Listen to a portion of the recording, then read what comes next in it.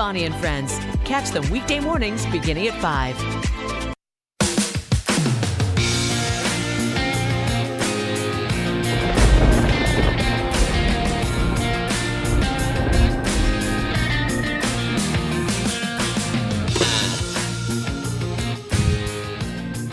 Welcome to Weather and Ag Focus. I'm Chief Meteorologist Dean Wysocki, along with meteorologist Justin Storm, and our wonderful, talented Ag Director, Bridgette Readel. Why'd I get the X? I don't know. Because you're fired. You know, whatever. I'm out of here. All right. Finally, that's all it took. That's all it took. That's all you had to say. Where's your name tag today? You know, the name Bridget, got your name tag. Wait, let me get it out of my purse. Okay. Okay, so for those who don't know, Justin and I were on air one day, and we can see each other via video, and I had my WDAY name tag on by chance, and Justin decided he needed a bigger and better name tag, so he had a giant Post-it note on his shirt that said, "Hi, my name is Justin. This is my name tag," and I couldn't hardly hold it together. This will probably come out in a YouTube short where Bridget is doing everything but shoving her fist in her mouth. He's already working on it. He's on YouTube and Facebook. It's our top post right now. So That was from a while ago. You can see how far behind I am on video editing, Right? but That's awesome. Yeah, we just snuck that one up in there. I saw it and I'm like, I remember this day, and I'm like, I'm turning it into a short. That's awesome. That was And, well done. Like I had to mute myself, and she it was took dying. a long time until I could get it back together. It was a And solid our probably poor guest, 3 minutes. at least. And I think it was Matt Gass from Valley City, who's a soybean farmer. And I'm pretty sure he's like, What's wrong with her today? What did I sign up for, man? She was laughing so hard.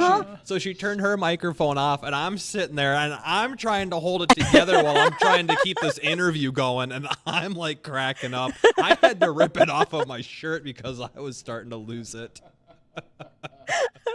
Oh man! So man, Bentley wanted me to pass along a joke to you. This is Justin approved. Oh, this was It's a good wag joke. Okay. What do you get when you cross an angry sheep and an angry cow? What do you get when you cross an angry sheep and an angry cow? You get two animals that are in a bad mood.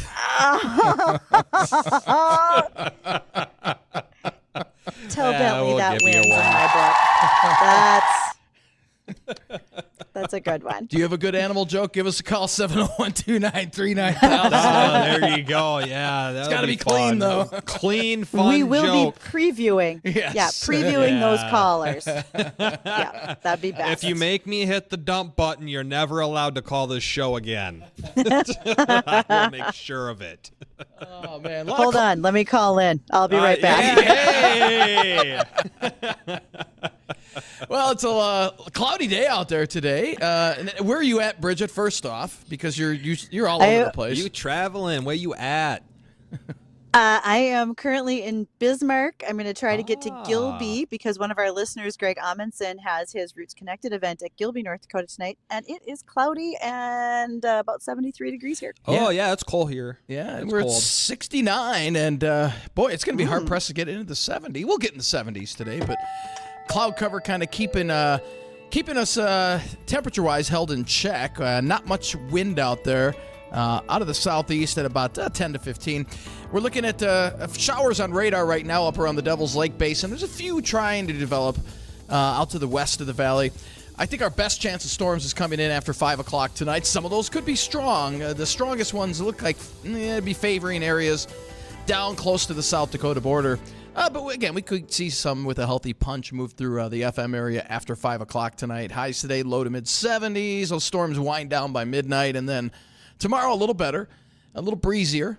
We'll have northwest winds tomorrow, and highs looks like in the 70s again, and then finally breaking into the low 80s on Saturday. Saturday looks to be a real nice day. If you have any weekend plans, Sunday looks pretty wet. So Saturday would be the day to do outdoor plans. You got a softball tournament or something on Sunday? Is it wet or is it thunder and wet? Maybe a little bit of both. Say it ain't so. It is so. I will not go. Wow. Yeah. You got softball? Carry me home? What song No, is this? come on. Seriously? Oh no! Remember, softball. Softball beer league church fight. That was or church league beer. There's something along those lines too. And I've had somebody hear it before, and they sent it to us.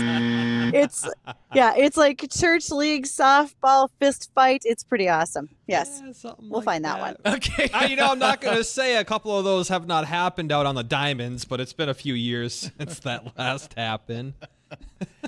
Oh, is it Friday That yet? song, it's Blink 182. Is it? Yeah. Oh, okay. No? You couldn't get it? I'm sure if I heard it, I'd recognize it. I don't know. Okay. I don't even know. I would play it, but I don't know how much audio we can play before we get flagged for copyright. I think it's like 3 seconds. Name that tune. Okay. Name that tune. 3 You get seconds. 3 seconds or less. You failed. So, yeah, if you have any weekend plans, Saturday's the day, Sunday, a little bit wet. So maybe if you have any chores indoors, save those till Sunday. Should be a good day Okay. to do that. But, should be. And it looks like, some much needed rain over much of the area. I saw one of our listeners, Corey, emailed in. He had an inch of rain last night in Rutland. So there was a little bit of rain off to the southwest of the FM area. So some of these areas that are needing the rain are getting it in a very timely fashion, Bridgette. And I think this, over the next 3 days, 5 days, whatever, everybody should get something, especially Sunday. I think Sunday looks to be the more widespread rain event. Yeah, should be nice. Yesterday we were out in our soybean field, and honestly, it's not bad out there for moisture. It was a little tacky, not terrible. We had about an inch of rain over the weekend. Potentially there could have been maybe a little bit more last night, but our soybeans look good, guys. They maybe have a smidge of insect damage. It looks like somebody was chewing on the leaves to put little shotgun type holes in them. But saw overall, that. coming together. Yep. I thought the beans looked really good. I'm very happy with them. 65 bushel So we're- happy. You tried to get hail damage out of those. I saw, didn't try and get hail damage out of it. And Bethany from Irie was like, you ain't getting a paycheck today. Nope, but it was a nice part. Nice on your part. I appreciate tried. that. I tried to do my part. Okay, good. So our guest today, who's our guest today, Bridgette? I am in the process of sending her, The making vMix sure link? she has a link to get to all of us. Oh, Bridgette, now And- you know you got one job to do, and it's to send Come our guests the correct vMix link. That's you okay. guys can kiss my what? But yes, I am making sure that Patty has the link in the It's right Lily place. We're something. going to send that. Yeah, we're going to send that over to Patty to make sure she can join us. And our guest is Patty Persifka. Patty is an entomologist. She has been in entomology, boy, I'm going to say for sure 15 years. It might be a little bit longer.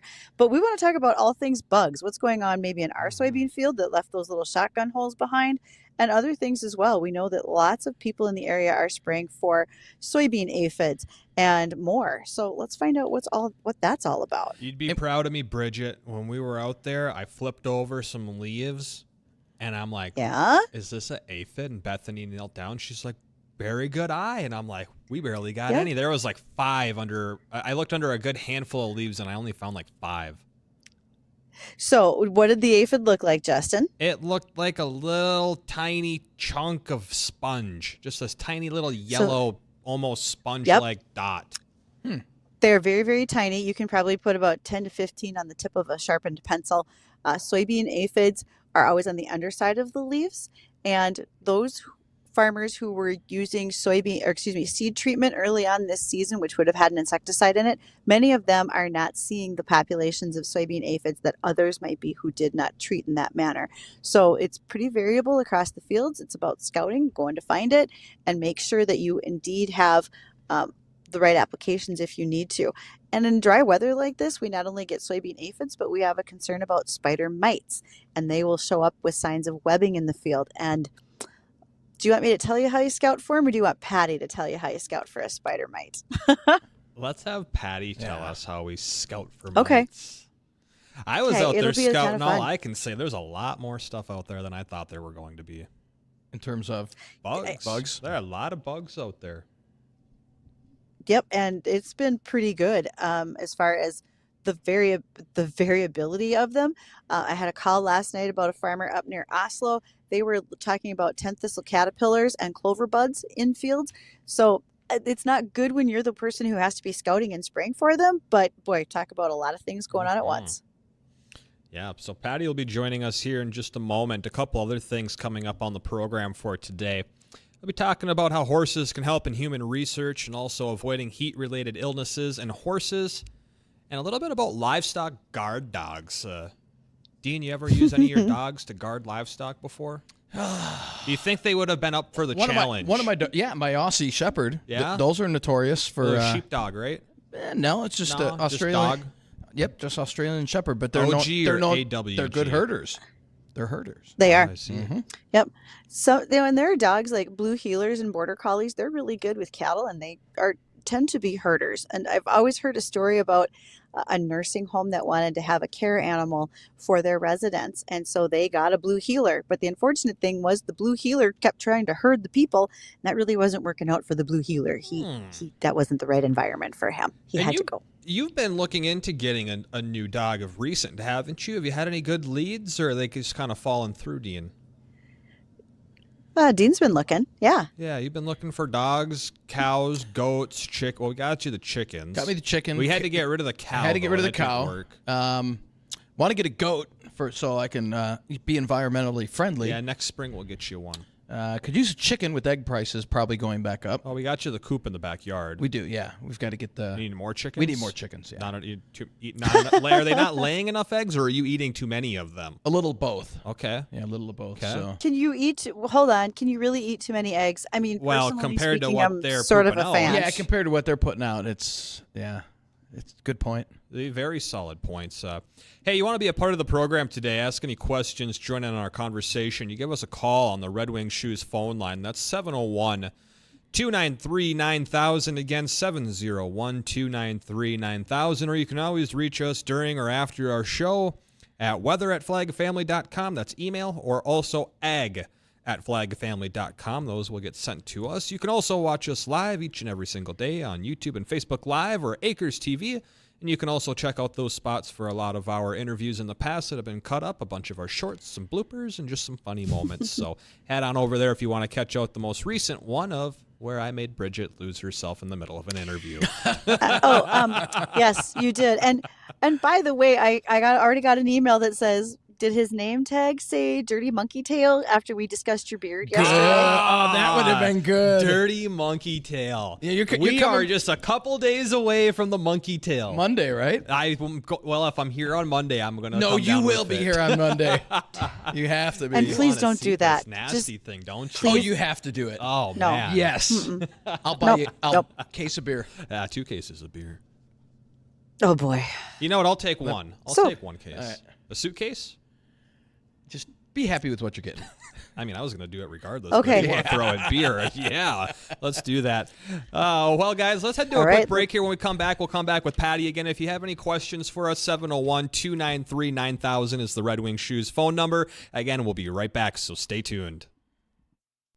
They'll have you laughing right along with them. They're Bonnie and Friends. Tom's used to that. Yes, I'm used to all kinds of He stuff with sits you. next to me in the news center. Oh my goodness, we're next to you. Hey, I've been in this business for a while. right. Never have I ever come across anyone like Bonnie. Thank you very much. Never. He probably goes home every night. Patty, you're not going to believe what she I'm said or what she vindicated. did today. I'm not like the rest of them, Tom. No, I know. No, you're just a whole different. That's breed. right. Thank you. Bonnie and Friends. Catch them weekday mornings beginning at 5.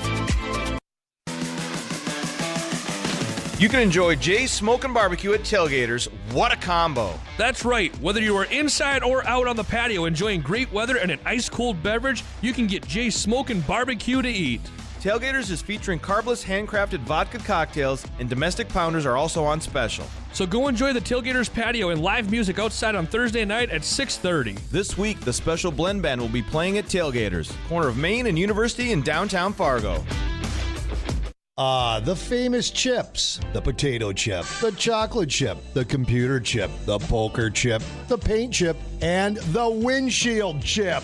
Glass Doctor of Fargo Moorhead wants to remind you that the difference in temperature outside and inside your vehicle can make a little chip grow into a real budget buster.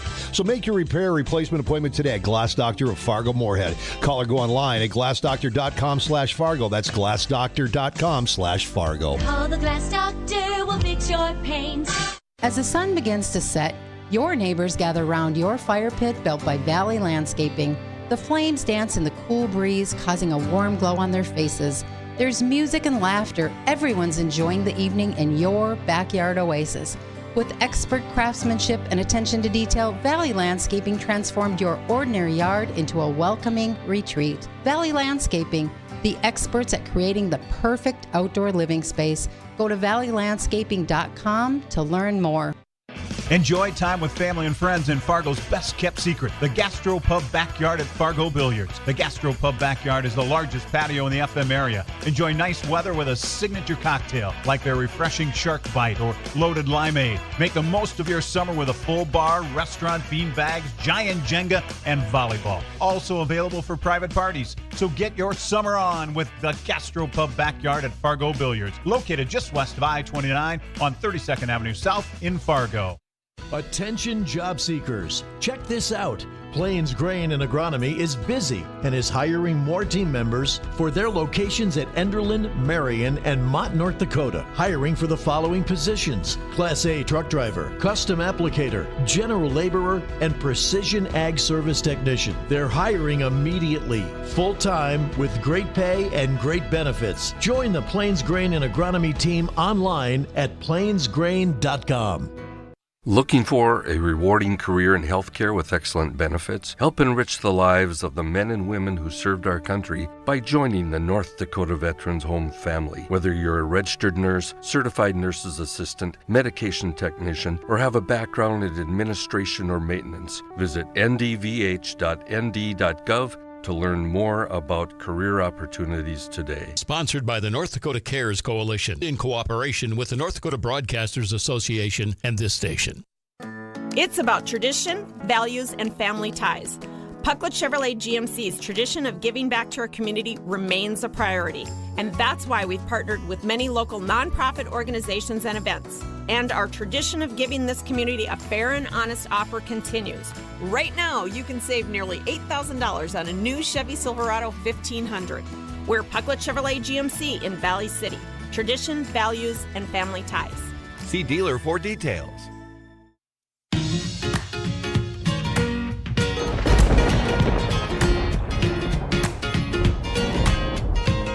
Hello there. Welcome to Weather and Ag and Focus on WDAY.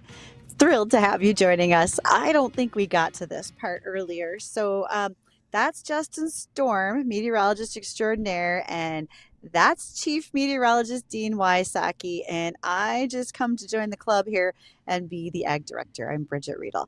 So shout out to sponsors today for our Here We Grow project. We so appreciate all the work that these folks have been doing behind the scenes. And yesterday they were on the scene. That was Irie Insurance joined us out in the field so we could work on a video for them. That looked like a good time. And then additionally, pay attention in the next few weeks. We're going to be going to one of the Steffes Group auctions to do another Here We Grow video. And I'm not saying we're going to buy anything, but I know I'm getting a bidder's number. And all right, you just never know what might show up. So thank you again to Irie and Steffes Group. And also thank you to our guest who's joining us today. That is Dr. Patty Prusivka. Patty has a long career as a doctor of entomology. So entomology might say, Patty, why are you an entomologist? How did this start?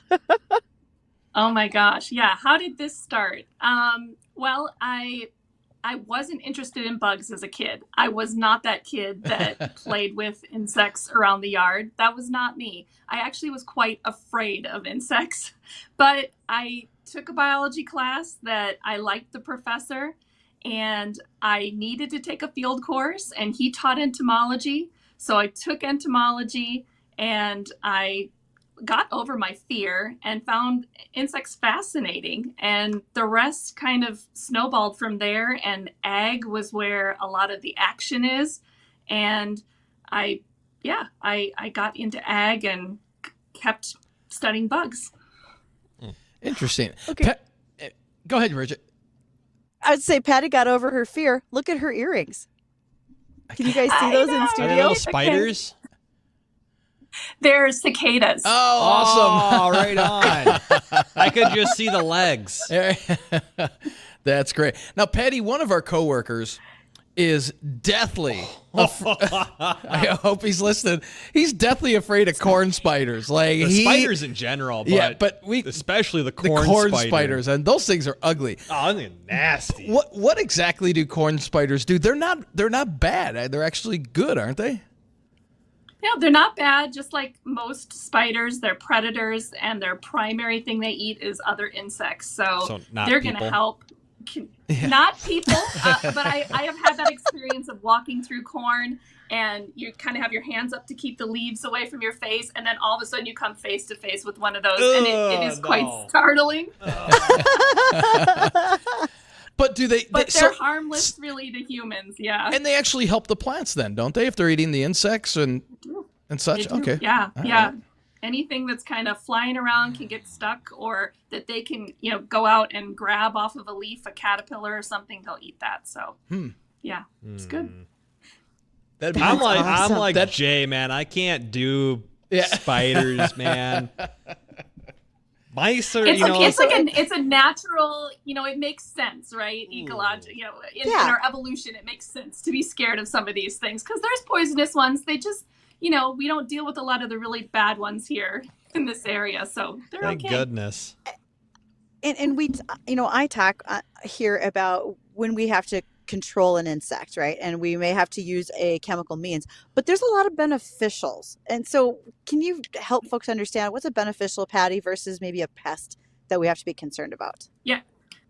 Really, the vast majority, if you went out and sampled a field and a little section of soybean or something, the vast majority of what you'd get in a sweep net or something like that would be stuff that's either neutral or beneficial.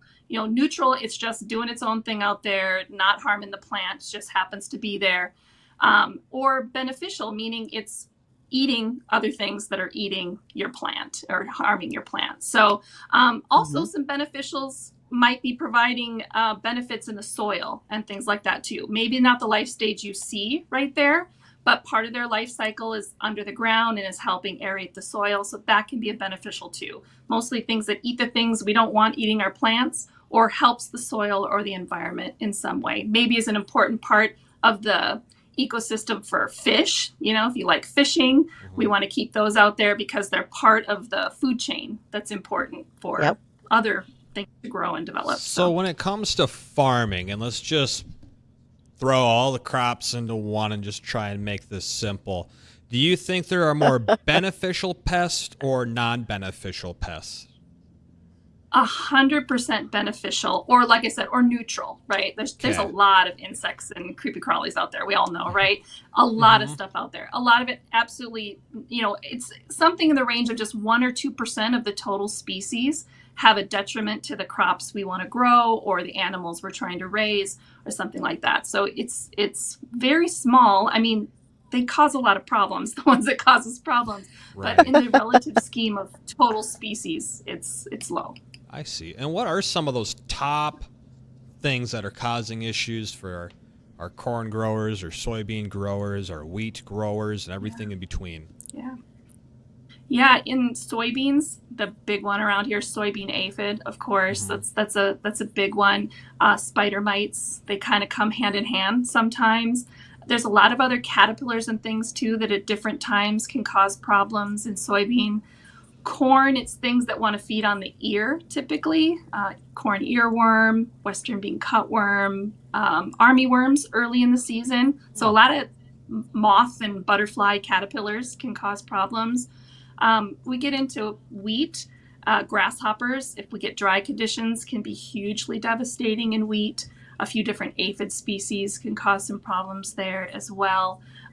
Wheat stem sawfly, some other interesting insects in wheat too that come maybe not every year, but occasionally. Sunflower, I've been hearing a lot about seed weevils as well as moth species that are a problem there. So Those are big ones. And then sugar beet, there's sugar beet root maggot. A lot of big ones. Usually every crop has like one or two real big ones. Oh, Yeah, all right. absolutely. I got to ask before we go to break. In your years of doing this and what you've come across, what you've seen in books, what is the creepiest, nastiest, scariest little bugger that you've come across or seen? Because for me, it's probably the corn spider. Because that thing haunts my dreams. Well, I don't know. It's hard because I find a little something kind of endearing, fascinating, and cute about all of them. That sounds crazy, but even like the weirdest looking bug, if you look at it under a microscope or something, it looks kind of fascinating. I mean, spider mites are pretty creepy looking when you look at them up close, and what it can do to a field when it's really, really bad is pretty bad. So maybe I'd say spider mites or something like that. But again, even looking at them, they're pretty fascinating in their, structure and how they live. It's pretty fascinating. I feel myself getting all itchy over here. What's crawling on me? Yes. Hey, you got any questions out there? You want to be a part of this conversation? Give us a call. We'll get you queued up during the break. That's 701-293-9000 for the Red Wing Shoes phone line that connects you right here to Weather and Ag in Focus any day of the week between 1 and 2 o'clock in the afternoon. Again, that's 701-293-9000. Stay tuned. We'll be right back.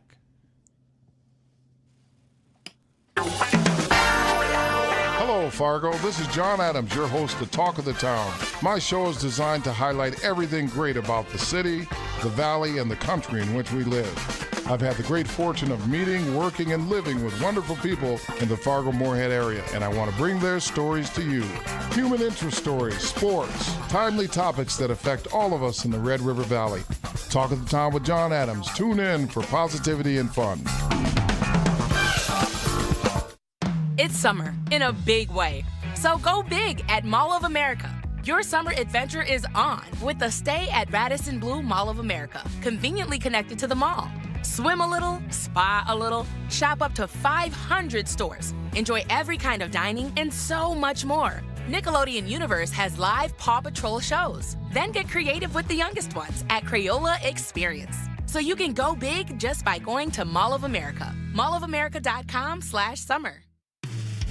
Do you love working on cars but don't love your current job? If so, we need to talk. Hi, I'm Matthew Carlson, owner of Fix It Forward Auto Care. We're a family-owned full-service auto repair shop looking to hire skilled automotive technicians. With our state-of-the-art shops, great work environment with competitive pay and benefits, you'll enjoy a great job with a bigger purpose and a lot of opportunity for advancement. Visit FixItForwardAutoCare.com to apply. Fix It Forward Auto Care, the name you trust for car repair. Fix It Forward Auto Care.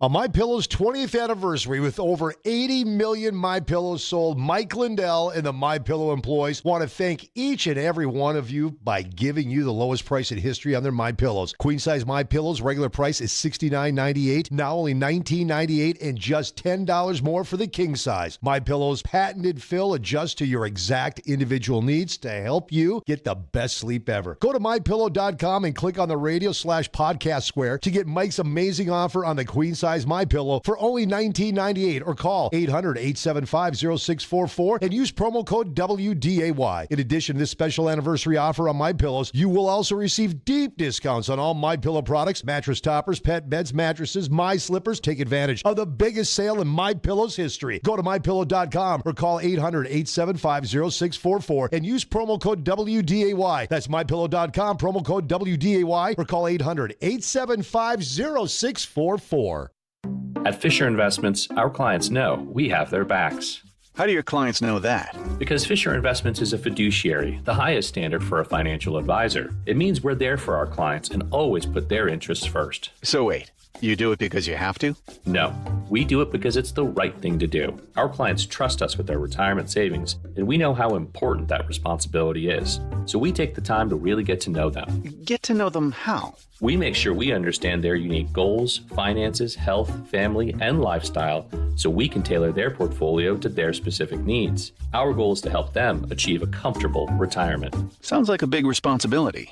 You must make big commissions then, right? No, we don't sell commission-based products. products. We have one single transparent fee that's structured so we do better when our clients do better. Visit FisherInvestments.com to find out why investors like you are switching to us.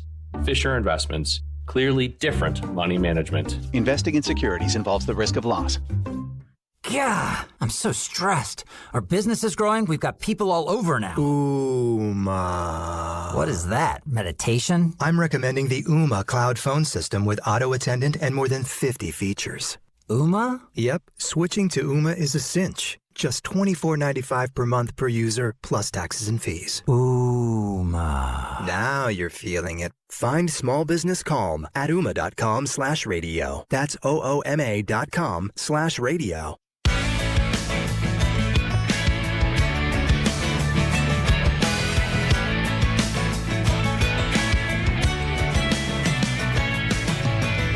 Hey, welcome back to Weather and Ag in Focus. I want to thank you for joining us. Our guest today, if you have any questions for Dr. Patty Prasifka, she's an entomologist. Give us a call on our Red Wing Shoes hotline, 701-293-9000. That's 701-293-9000. Patty got a question for you, and this may be a dumb question. Actually, there's no dumb questions. There's just dumb people asking questions. That's right. Very fair point. So how do all these, let's say, these insects and pests that are harmful to our crops, the spider mites, aphids. I mean, we have severe winters up here. Do they lay their eggs deep? How in the world do they survive up here?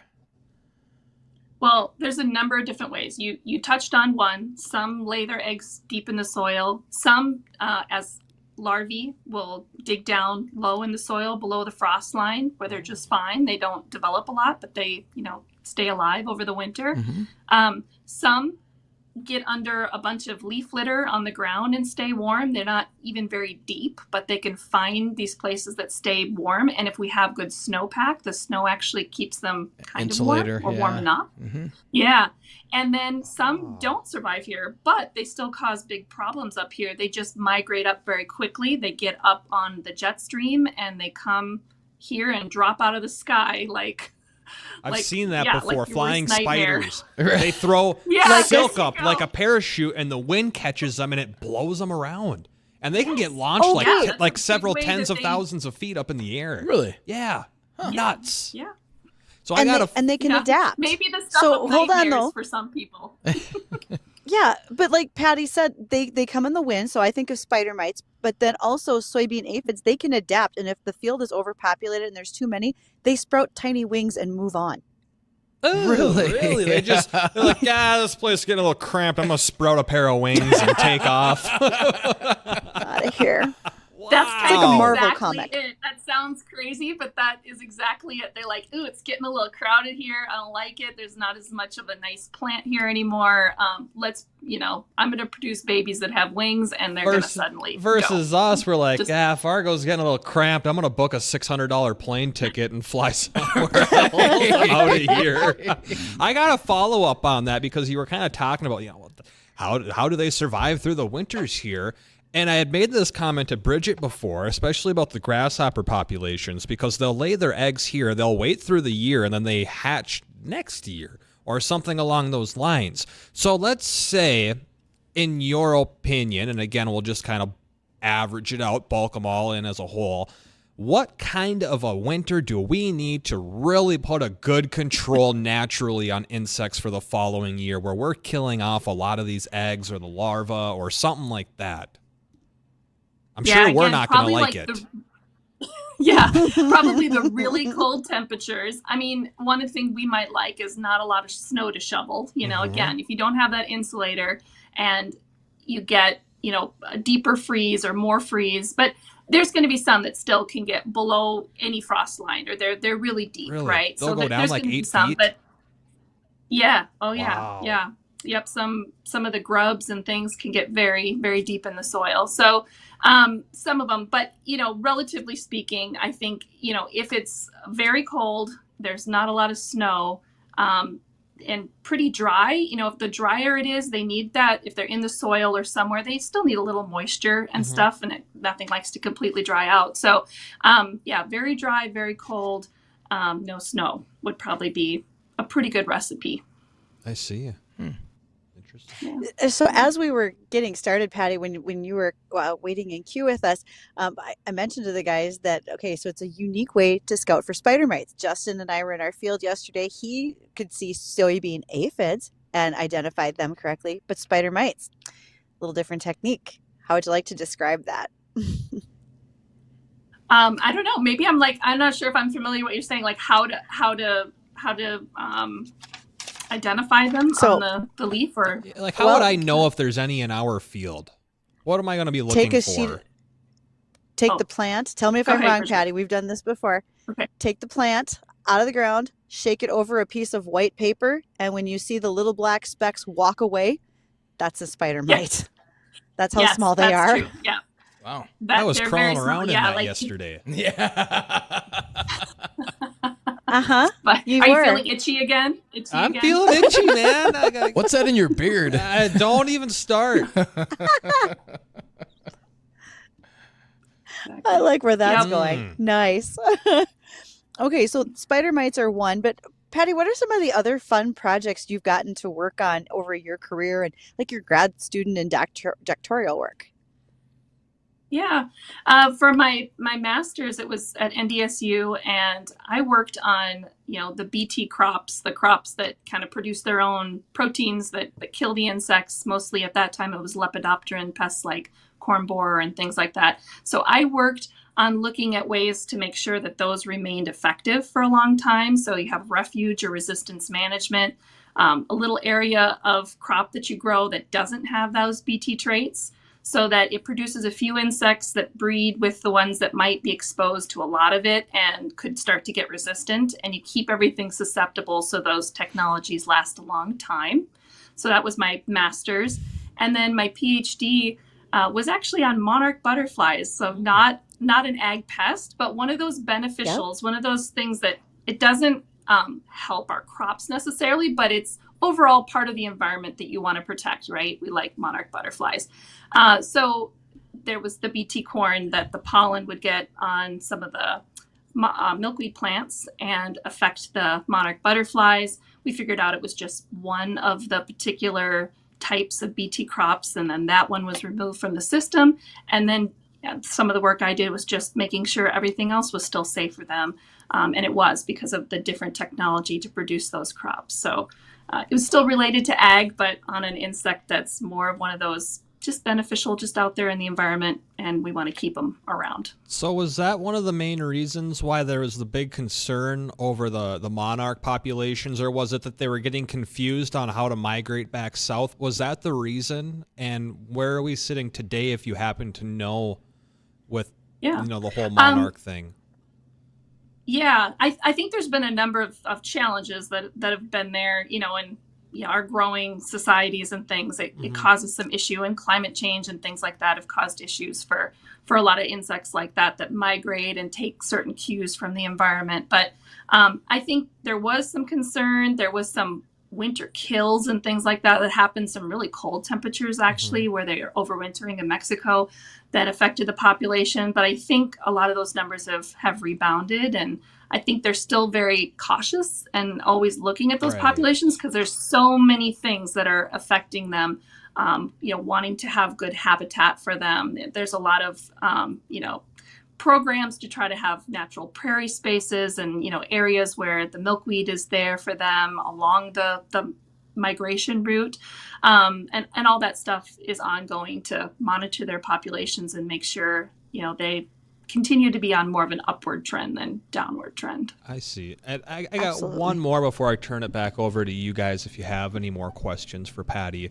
I like to kind of ask this question when it comes to different fields of study. In what direction, or maybe right now and into the future, what direction is research moving in entomology? What are we working on, and what are we trying to accomplish?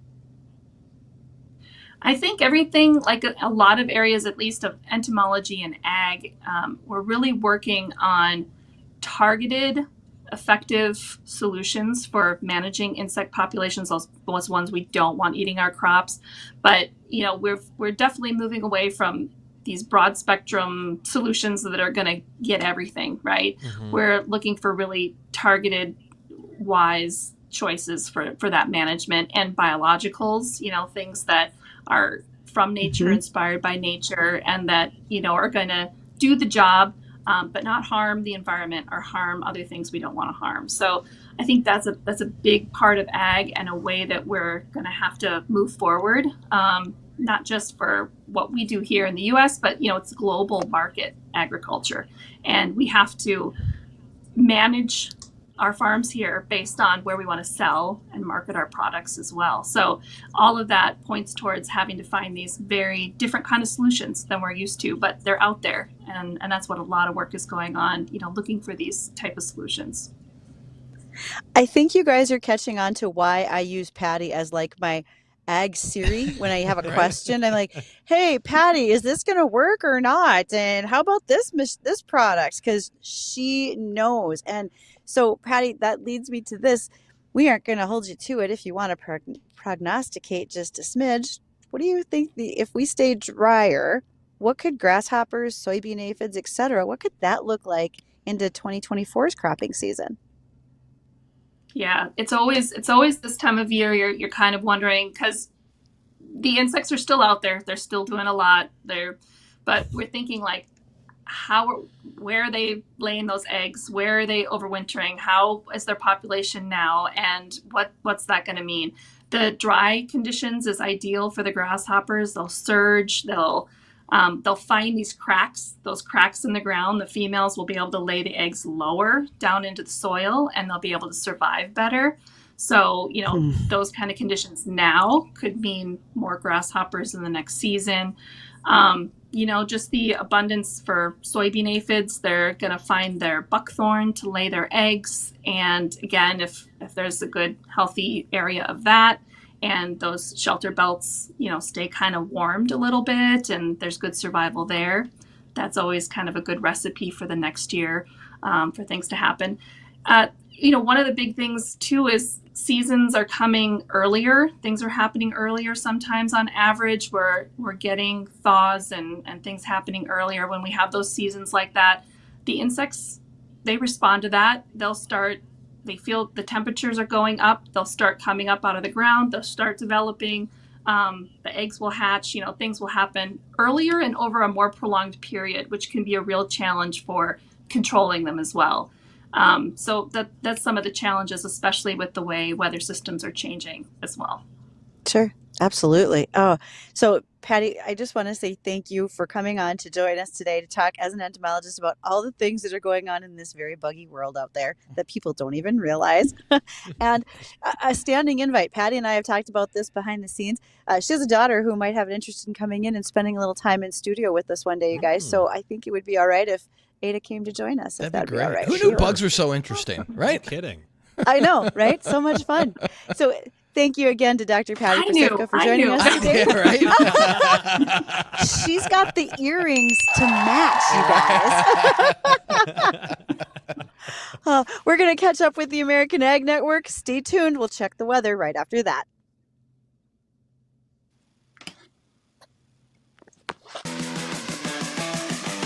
You can enjoy Jay's Smokin' Barbecue at Tailgaters. What a combo. That's right. Whether you are inside or out on the patio enjoying great weather and an ice-cold beverage, you can get Jay's Smokin' Barbecue to eat.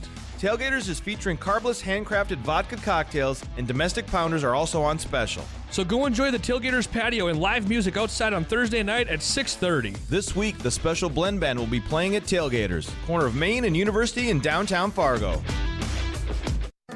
It's about tradition, values, and family ties. Pucklet Chevrolet GMC's tradition of giving back to our community remains a priority, and that's why we've partnered with many local nonprofit organizations and events. And our tradition of giving this community a fair and honest offer continues. Right now, you can save nearly $8,000 on a new Chevy Silverado 1500. We're Pucklet Chevrolet GMC in Valley City. Tradition, values, and family ties. See dealer for details.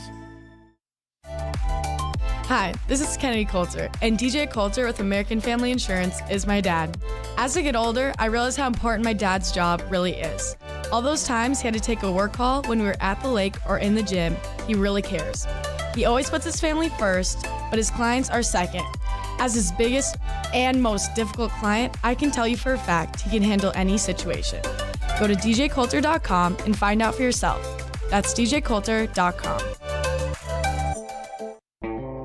At the end of a crazy day, let your stress wash away with the smooth taste of North Dakota Sweet Crude Orange. A new generation of taste from North Dakota Sweet Crude. The same smooth finish with a splash of orange. Enjoy a variety of drinks like Orange Crush, an Orange Fashioned, or an Orange and Rye Manhattan. 3 of more than 50 recipes using North Dakota Sweet Crude and Sweet Crude Orange you'll find at crudespirits.com. North Dakota Sweet Crude and Sweet Crude Orange. A great way to finish your day.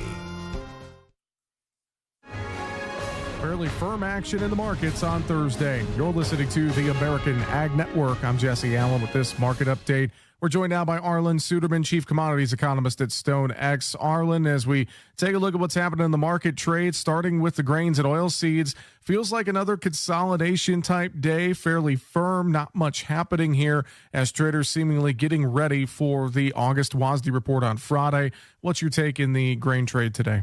I think you're exactly right on that. And we look at kind of the movement among these grain and oil seeds. We see November soybeans up double digits. And that suggests to me that the trade is concerned that USDA may tighten up the new crop balance sheet of soybeans with a reduction in the yield.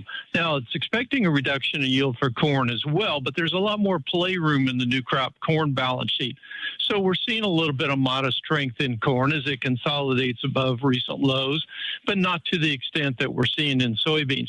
On wheat, it's more of a mixed affair. We're seeing a little bit of strength there, consolidating above recent lows. We've seen a lot of weakness there of late, most of it tied to the Black Sea headlines. We're really absent and don't see any significant fresh headlines there. In fact, Ukraine says that they're opening up some new safe lanes, so to speak, for ships that have been trapped in some of their ports for the last year and a half to finally start to move out. But other than that, no real news. That's allowing traders to just kind of cover some short positions ahead of tomorrow's report. We may see a reduction in acreage for the winter wheat crop, harvested acreage specifically for winter wheat in that report.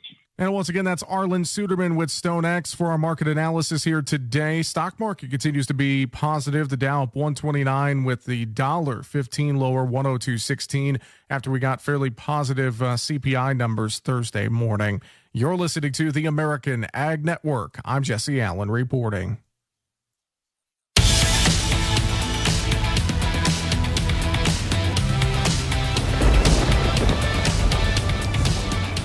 And welcome back to Weather and Ag in Focus. Thanks for rejoining us. It's 1:53 on this Thursday afternoon. We got to check on the forecast coming up here in just a moment, as well as a couple of ag topics. And you want to be a part of that conversation, or you got any questions? 701-293-9000 is our Red Wing Shoes phone line right here to the Weather and Ag studio. And why don't we dive right on into that? Because it's a little cloudy out there. Let's hit the weather first and see what we're expecting through the rest of this afternoon as well as into our upcoming weekend. Yeah, we're looking at a lot of clouds out there this afternoon. We were hoping for mid to upper 70s. We're only at 69 right now. I have a feeling we'll probably top out in the low 70s. So a very pleasant afternoon temperature-wise. We will have some showers developing. Currently ongoing in the far northern valley.